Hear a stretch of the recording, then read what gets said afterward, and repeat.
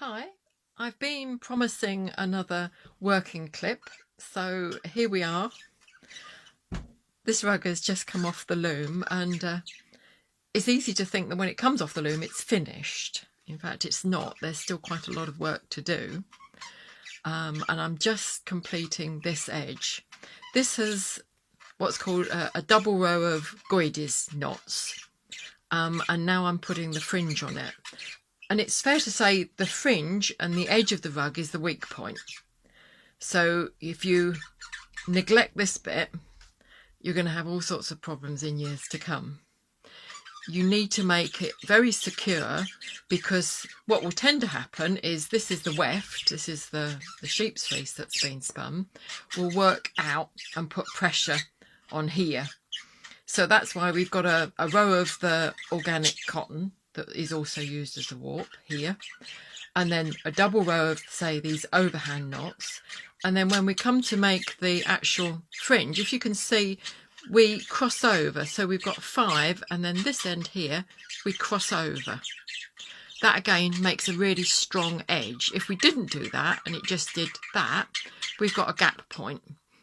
And if you look at some rugs, you'll see that they start to give and you have this sort of erratic wavy edge to them, and that's what we try and avoid. The other thing someone was asking about, the fact that these are trimmed. We just take that edge off, and then you can see that there are still little bits and pieces of the spun yarn.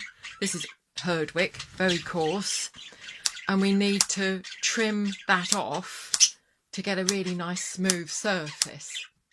Years ago when we were doing this, we used to use sheep shears, which are brilliant. They're sharp and very powerful.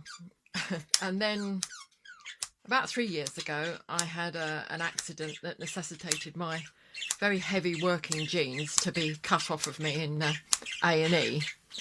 And I remember thinking at the time, blimey, they've got good scissors. And I asked a friend in the nursing profession where their scissors came from, and I now use medical scissors because they are so much better than any sort of craft scissors that you can find. All I'm doing is just taking the wispy ends off the surface, so we end up with something very strong and very sound, and I will work my way across the whole of the rug and then turn it over and work the other way. We want a rug that is absolutely solid. And you can really give it some tough wear. I like to think they will last a lifetime.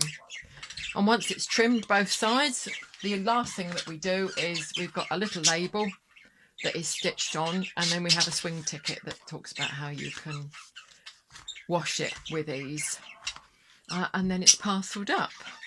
So think of me here, snipping away with my scissors. Thanks for watching.